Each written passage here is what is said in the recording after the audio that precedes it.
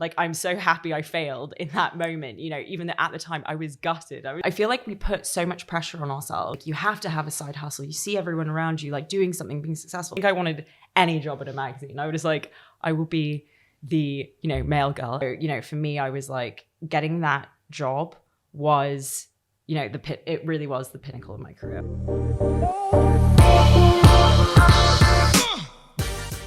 To whom it may concern, welcome to the podcast, Internet friends. This is your guide to navigating career milestones and moments of failure as you climb your way to the top, however you define that. What's up, guys? This is your host, Maddie, and I'm so excited to bring you another interesting conversation today. But before I do, I really wanted to just give a big shout out to everyone who's left a comment or sent me a DM since launching the podcast. Honestly, it means so much to hear all of the positive feedback that I've had. So if you are enjoying what you're hearing, please do consider subscribing and rating the podcast, and together we can learn how to better navigate our careers. I am so excited to introduce you to today's guest because she has what I probably would have considered growing up the ultimate dream job in fashion. As a fellow expat, she's experienced life across multiple continents, having grown up in South America, briefly lived in Sweden, and spent the majority of her adult life here in London, where she works as a fashion and tech journalist.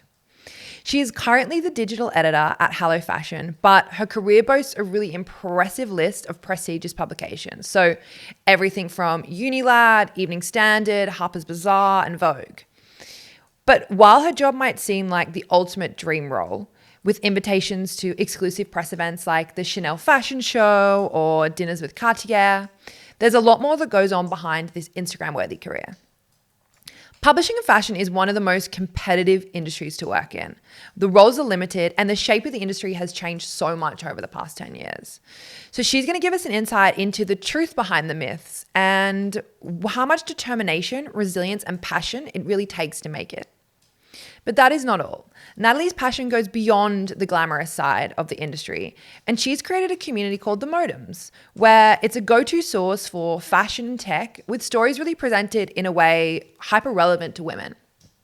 So, Natalie Salmon, welcome to Whom It May Concern. So nice to have you here. Thank you for having me. Very excited to kick off in today's conversation. And what I wanted to do is start in maybe a slightly more vulnerable place, and that's talking about failure. And I know like for a lot of people, it's a topic they tend to shy away from discussing. But, you know, in an industry like yours, which is ever-changing and super competitive, mistakes and rejection and failures can sometimes be like slightly unavoidable. So I'd love to kick off and just get your perspective on how you embrace these challenging setbacks and how do you cultivate like a mindset around failure that helps you progress forward?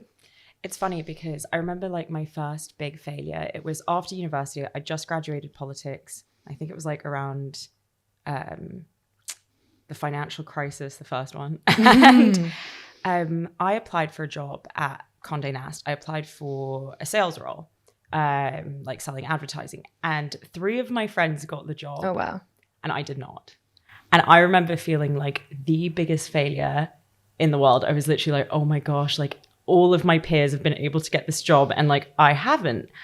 And I remember just feeling like, oh my gosh, I've been rejected. Like they keep those CVs in a bank and I'm never going to get a job there ever again. And then fast forward, you know, a few years, you know, many years later, I was, you know, digital editor at one of their publications. So for 2 years, I was digital editor at Vogue Scandinavia.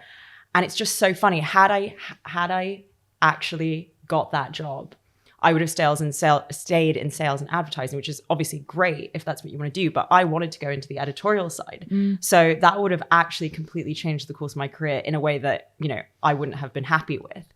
So I always like say to people, I'm like, oh my gosh, it's such a cliche, but everything happens for a reason. Like, I'm so happy I failed in that moment, you know, even though at the time I was gutted. I was like maybe like 21 and I was like, this is the end of my life, you know, because I'd been so excited to get into the building. I'd been so excited to get the first interview. And I don't even think I got to the, you know, second round of interviewing. And I was like, what's wrong with me? So, you know, I think be adaptable and also like, don't give up. You know, had I just given up and just been like, okay, well, obviously, you know, I'm not good enough for this industry. I think I wanted any job at a magazine. I was like, I will be the, you know, mail girl at this magazine. I just need to get in, you know?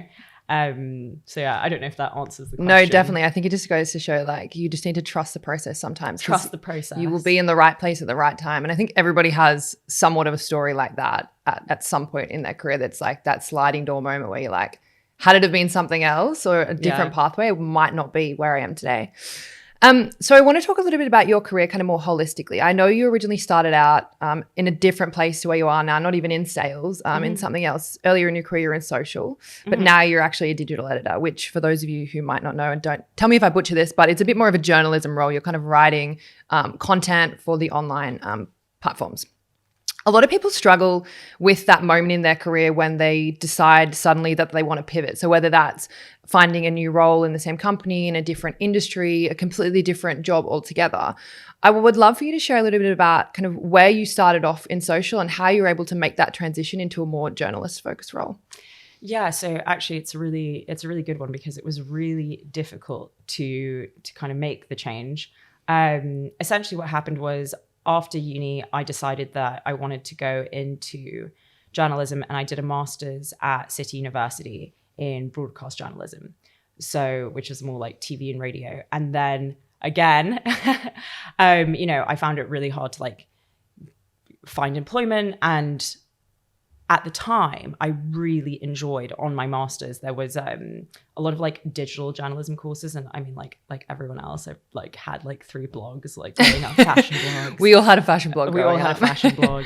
And anyways, long story short, the kind of first real role in magazines I got was social media editor at Evening Standard magazine, and that was great because it was like, at the time, most magazines didn't even have a social media editor. Nobody really knew what it was, or, and I kind of was like, oh, I know I'm good at this, or I know I can do this, but I probably didn't even really know, the breadth of, what needed to happen. But I really threw myself into that. But then fast forward a couple of years, I knew that I wanted to go more into the writing side of things, more into the, like I said, editorial side of things.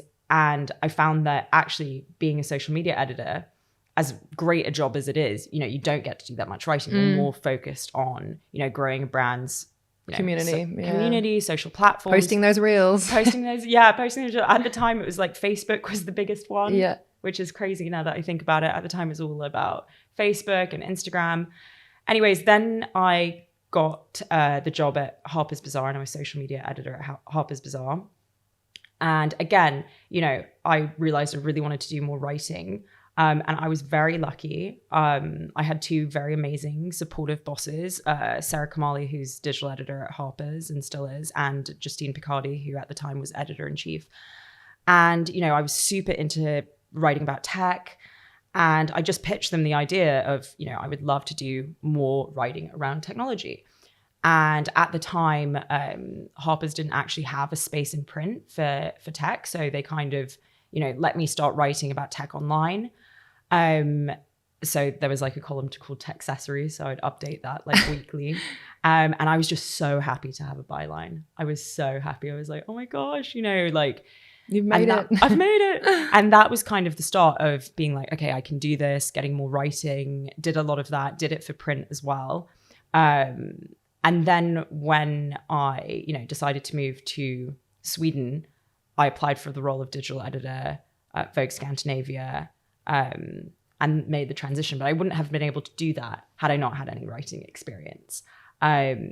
So I'd say, that was a huge pivot in my career because it went from just, doing the social media channels and a bit of writing to like really taking ownership of, all of the output, all of the digital output. And I feel like social media gave me a huge kind of understanding of what it takes to run a website and run multiple platforms.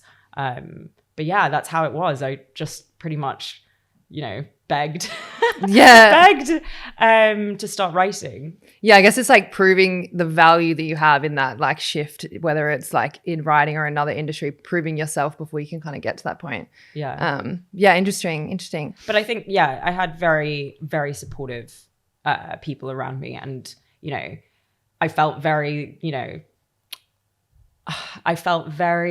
like safe, or, I felt very, empowered And it was a great team. I really enjoyed working there. Which kind of brings me on to the thing that I wanted to chat about next, really.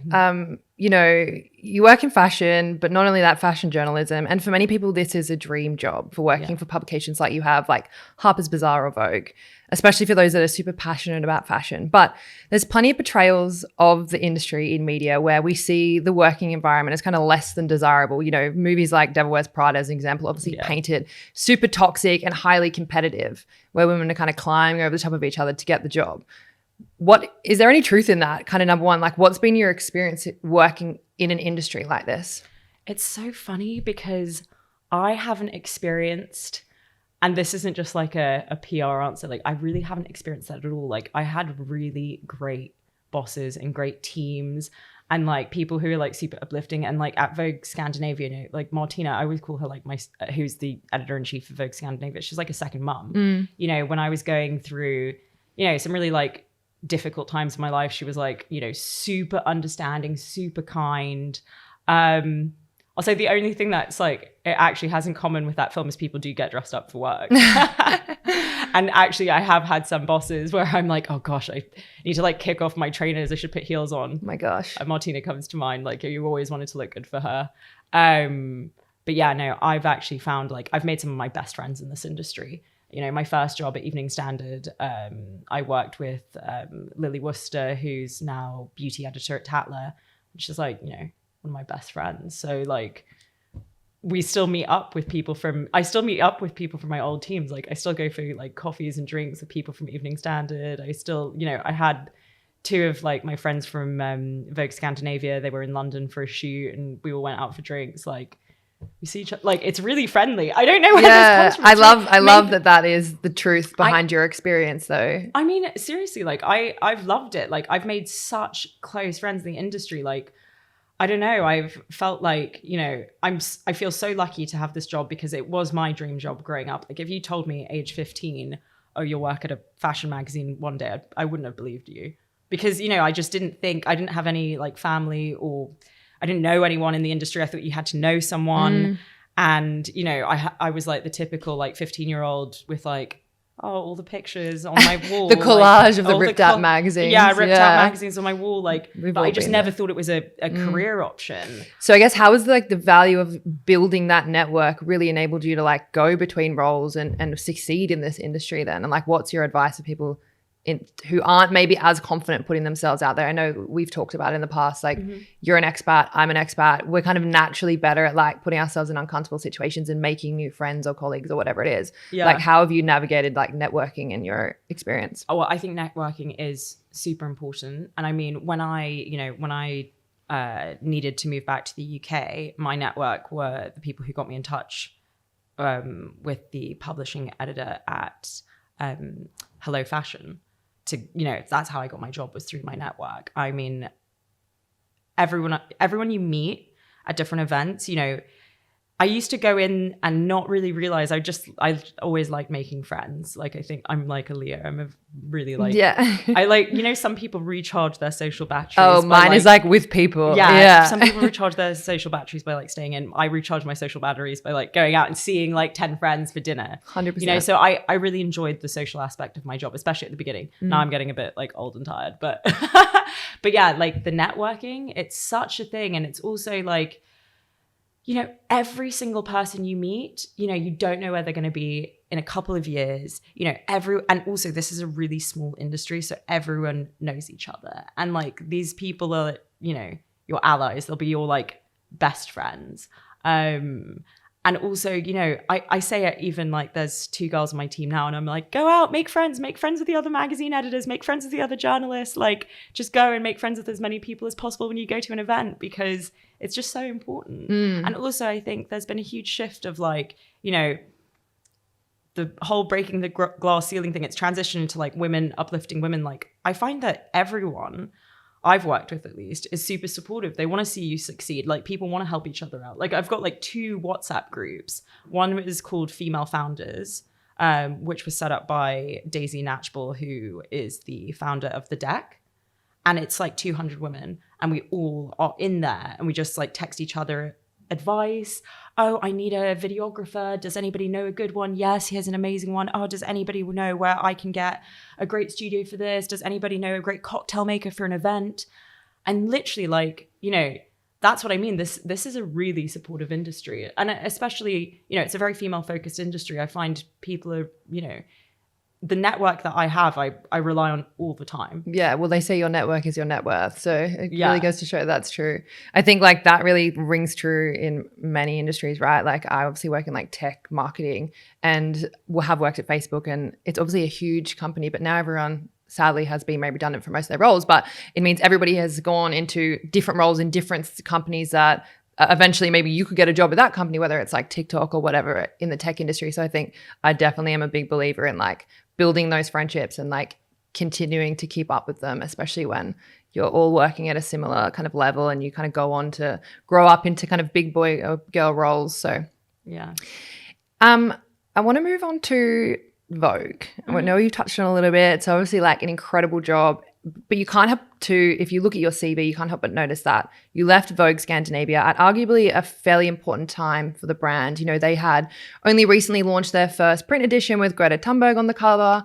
And I can only imagine achieving a role like this in your career was momentous, but also leaving a role like this would have left its mark on you as well. I know for myself, you know, being at Facebook, I would say was the peak in terms of companies that I could work for. And although the reason that I left wasn't my choice, it kind of left me with this sense of like moving on to a company that I maybe didn't picture myself working at was a hard adjustment to like mentally kind of change in my mind. I'd love for you to share more experience in terms of leaving Vogue and how you readjusted your expectations as you kind of moved on to your next role. So I mean, I think most people know this, but I was at Vogue for, you know, 2 years nearly. So I was there for like the first 9 months. We were just setting it up. I mean, and that really was my dream job. I'd always just, you know, wanted to be digital editor at a magazine.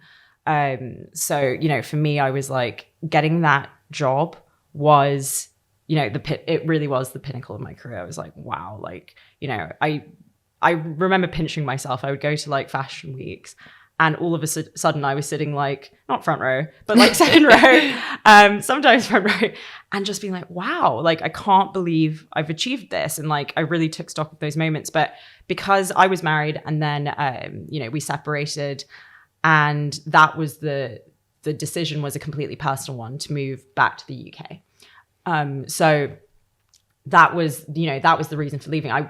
We tried actually for the first couple of months, we tried to make it work where I would go to Sweden, a couple of times per month, but it wasn't good for me and it wasn't good for the magazine either. You know, you really have to be present. You have to be in the office.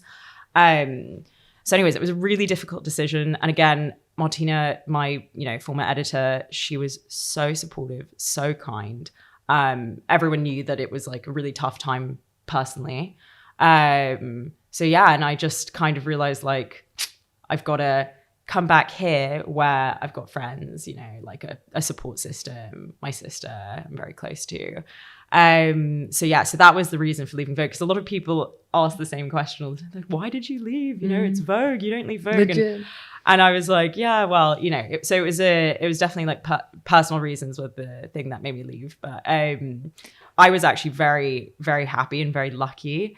One of my best friends who wrote a book on manifesting, Roxy Nafusi, she was the person in my network who was like, I've heard about this amazing job and it's digital editor. And that's the thing, once you get to a certain point in your career, you know, I was just so relieved that there was a digital editor role going in London. Limited. I would imagine those roles are few and far between, right? Very few and far between. They don't crop up very much. I was even considering going freelance when I moved back, you know, because I was like, wow, you know, I'm not going to get the same role. No way, you know, I won't get close to it. So that was very lucky. And obviously in terms of transitioning, I found it, you know, I'd worked at Harper's, I'd worked at Vogue, and I was kind of like, wow, this is such a chance to work at like a national magazine at such a high level, and also like take something where they hadn't had a digital editor role before at Hello Fashion and take it and make it into something like new. And I think, you know, what's coming in the pipeline is really, really exciting. We've signed some like new contributors. So for me, I realized after going through such a huge personal change, I needed my feet under a desk. and I needed to keep myself busy. And I would recommend that to anyone who goes through, a divorce. You've just got to throw yourself into something new. And so I really threw myself into that role. But yeah, luckily I still have a great relationship with my former team, and, they were incredible during that time. Yeah, I think like it's really important to like keep yourself grounded and like focus on what's right for you as a person, not just what's right for you in your career as well, especially when you're going through something as big of a life change as what you did. Like for me, redundancy, you need to just be able to put one foot in front of the other and focus on finding the right job that's going to be right for you at this time, and not, I guess, get too hung up on the fact that maybe this dream company that you've worked for is behind you. Because again, to your point earlier in the conversation, you never know what change is going to lead to another change or whatever it might be that puts you in a new position. Yeah. I mentioned in the intro that you've built this incredible community called The Modems, which, aims to contextualize tech and the tech world for women. And I think I highly recommend it to everyone. I know I said to you earlier that I'd actually been following it for years before I even knew who you were, because I think it's a really great way to look at tech and fashion and style in a really educated way, in the sense that it's everything from electric cars to sex toy brands. Mm-hmm. But I wanted to know from you what the deeper ambition was behind starting this community. Like, how much did the pressure of society telling us that we need to be having a side hustle, we need to be an entrepreneur, we need to build a business in order to be successful, how much of that notion played into the idea behind you wanting to create something of your own? Oh my gosh, it's a huge part of it. I feel like we put so much pressure on ourselves. Like, it's such a millennial thing. Like, you have to have a side hustle. You see everyone around you like doing something, being successful. And there's been so many times where I'm like, can I not just like focus on, one thing? But essentially the reason I started the Modems, it was twofold. One, I wanted to write. And at the time I was social media editor and I wasn't doing very much writing. And I thought this is a really good way for me to like show off like my portfolio and, write like, if I always think like, look, if something's not happening for you, you've got to make it happen, right? And it was great because then I could prove like, hey, I can write, I can, work freelance jobs. I have this whole website, and I very much, when I started it, people were like, oh, it should be like a blog about you and about all the tech stuff that you are interested in. I was like, I really don't want it to be a blog. I want it to be a website. I want other people to contribute to it. I want, it just to be a really informative place. So part of it was just kind of like building my own platform, building my own like sort of writing credentials. And the other part of it was I'd seen a story and it was about women who were in a hospital, I think it was in North Wales, and they were given VR headsets during labor to like help calm them down. So it'd be like, a scene of like a calm meadow or something. And they were testing it out. And I remember that this story, which I found so interesting, so obviously like I'm interested in tech, but I always tell people I'm not an anorak. Like I don't know everything there is to know. But I find technology stories really interesting. And a lot of my friends who are like my peers, they're girls that are like, oh, they think they're not interested in tech, but I'm like, I found that like the stories had never been presented to me in a way that I found was appealing.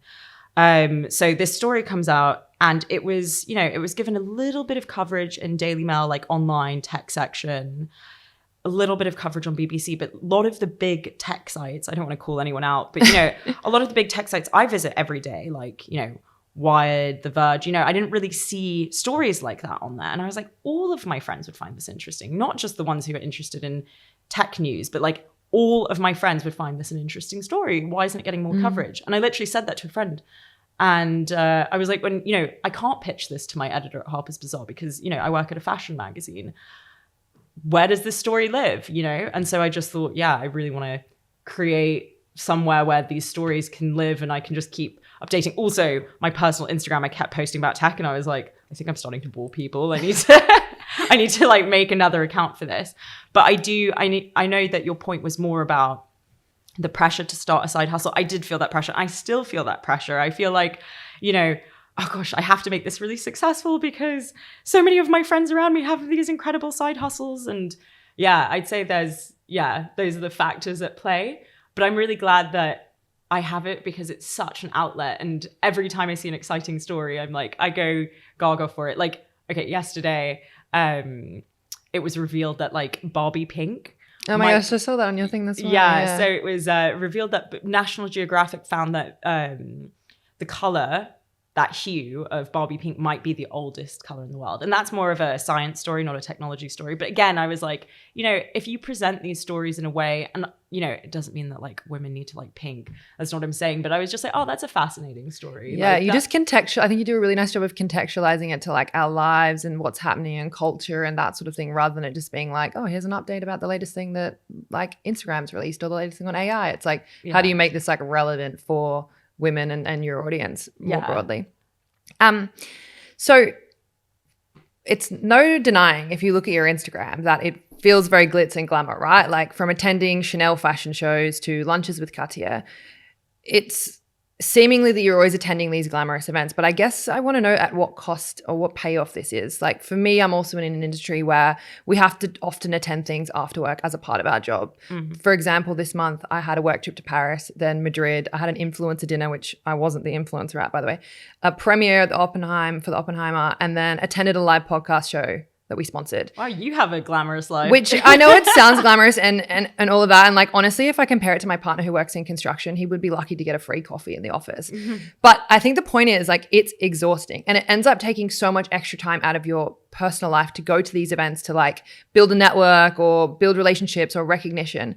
How do you balance your 9 to 5, all of the events that you attend, and balance having a personal life and not letting it impact that?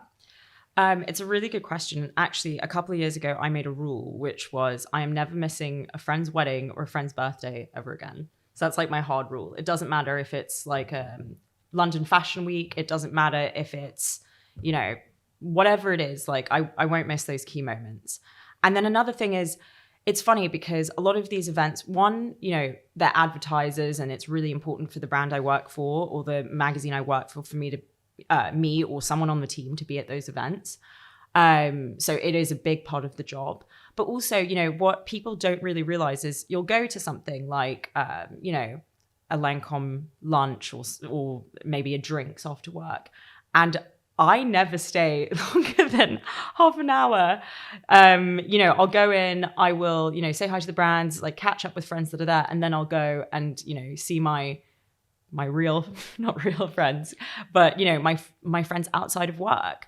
And I think that, you know, at first I didn't have the balance, right? When I first started in this industry, I think because I enjoyed it so much and I was, you know, like a mouse in a cheese factory. I was like, oh my gosh, this is so fun and this is so exciting. And then you realize like, you know, my friends from university and people I really cared about, I wasn't getting to see them enough. So I think actually when I moved back to the UK, I was just like, you know what, my work and, you know, personal life have become so overlapped that I need to just take a step back and really prioritize, you know, personal life and carving my own life outside of work. But it's difficult when a lot of your friends work in the industry because, you know, you'll end up going to an event and you'll see like, you know, 5 of your close buddies. But yeah, no, recently I've just been like, okay, if I have a dinner with friends, I'll be like, okay, I'll try to make it work. Like a really good example is I was invited for like an overnight stay with a tech brand. And, you know, the next day they had a series of panel talks. And I just said the night before I had a dinner with like 6 close friends and it had been in our calendar for like 2 months. And I really didn't want to miss the opportunity with this tech brand because it was a brand I hadn't worked with before. And I was really excited to meet them. And, you know, it would have been really useful for the modems. So I just said, look, I'm so sorry. I've got this dinner with friends. It's been in the diary for a really long time. Would it be okay to leave 6 a.m., arrive first thing in the morning?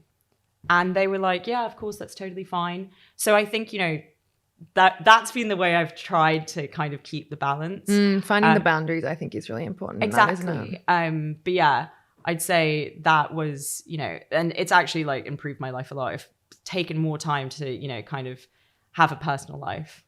Yeah, for sure. And I think that's a really good piece of advice, like setting boundaries, especially like as you get further in your career. And you made some comment the other day to me, like that you would have gone to the opening of a letter. And I think that's so iconic. But yeah, like just shifting your focus and that point around realizing how important it is to invest in like your friendships and your relationships and everything else outside of work rather than only having this laser focus on who do I need to meet? How do I need to get there? Like what am I trying to achieve? I think having that balance is really important.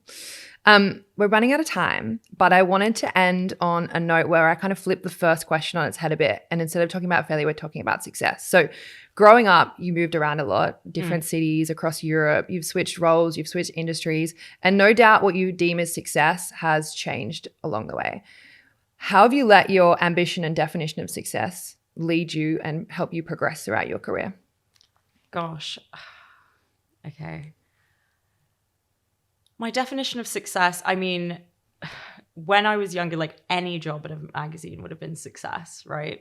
So your expectation of what success is changes so much, because I was literally like, okay, I could just get a role at any magazine and I would feel like a huge success. And then you get that role and then you're looking, or at least if you're me, like I think I've literally got a problem, and like my family say this all the time. They're like, why are you never happy? Just like be happy in what you're doing. Like stop searching for the next thing, because I'll do something with the modems. I'll be like, okay, and now I have to launch this, and now I have to do a podcast, and now I have to, like, I think it's like definitely it's probably something in my personality where I'm just like always looking to, like capitalize or maximize like my last achievement. I'm like, oh, I achieved that. Maybe I can achieve this next. Oh, maybe I can do this. I cannot resonate with that more. I mean, like, I'm literally like, I'm digital editor. I'm like, what, oh, what's next now? And it's like, wait, why don't I just enjoy this for a bit?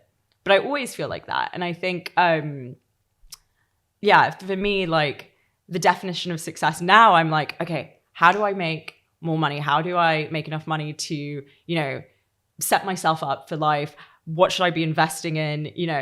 I love doing interviews with like entrepreneurs, because I'm like, oh my gosh, like I just find how they built a business. Like I'm a huge fangirl for like Whitney Wolf Herd. I'm a huge fangirl of what is it Emily Weiss did for Into the Gloss, because I'm like, wow, they took like, their websites or their ideas, turned it into something massive. So like for me now, I'm like, I was so flattered to be on the podcast, because I'm like, wow, I don't feel successful enough to be on this podcast. Like subjective though, isn't it? It's so because anyone would look at your career and be like, wow, like look at all you've achieved, all of the amazing places you've worked. So yeah, and it's so funny because I'm like, well, I'm not successful because I'm not running $1 billion company, and so I don't think I'm the role model to listen to, because I think I'll just like I'll say things that'll make it more stressful. But that's a wholly authentic response, right? Because like in that response you're saying like you're still comparing yourselves to other people, and I think that's like the journey of like redefining your definition of a success, where you're not defining it by somebody else's standards. It's actually about like your life and what you've experienced and what your goals are. Well, that's a really good way of putting it. But yeah, I think I'll always be looking for, okay, what's the next, what's the next thing? Where do I take my career now? Before I even started a website, I was like, I could never do that. And then I did it and I was like, okay, what do I do with that now that I've started it? And like, I feel very, very, lucky that I've been able to work at some of the places I've worked. I've learned so much, and also, learned a lot about like what I can achieve. And yeah, it's an ever evolving journey. It's an and also because magazines change all the time, and the industry is constantly changing. So, the goalposts get like further and further, but it's really fun and it's exciting. Well, on that note, thank you so much, Natalie, for joining us. I've really loved our conversation and learning more about the industry that maybe I dreamed to have joined when I was younger. But thank you for joining us. Thank you so much. Thank you so much for everyone for listening to today's episode of To Whom It May Concern with Natalie Salmon. If you want to hear more from her, I highly recommend checking out her community, The Modems. I'll leave a link in the show notes. If you've enjoyed today's episode, please consider subscribing and rating the podcast and joining me on this journey as together we learn how to better navigate our careers. You can listen to the podcast in all of the usual places that you expect, but if you're like me and you prefer video content, you can catch up on YouTube. Join me on Instagram and TikTok at To Whom It May Concern Pod to stay up to date with episode releases, watch bonus content, and also join the conversation. Until next time, kind regards, Maddie Riley.